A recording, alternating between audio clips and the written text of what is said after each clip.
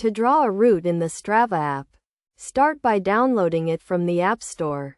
Locate the search button, usually found underneath the options for today's games, apps, and arcade, and type in Strava to find the Strava, Run, Bike and Hike app. Download the app, then exit the App Store and return to the Strava app.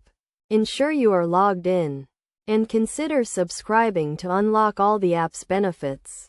To create routes, navigate to the Record option, usually located in the middle of the bottom row, and select the left option labeled Route. You will see options to create, manage, and access existing routes, although Strava suggests visiting their website to create new routes. You can bypass this by tapping the Explore button and selecting Explore Routes followed by Draw your own route. This process allows you to draw a route directly within the app.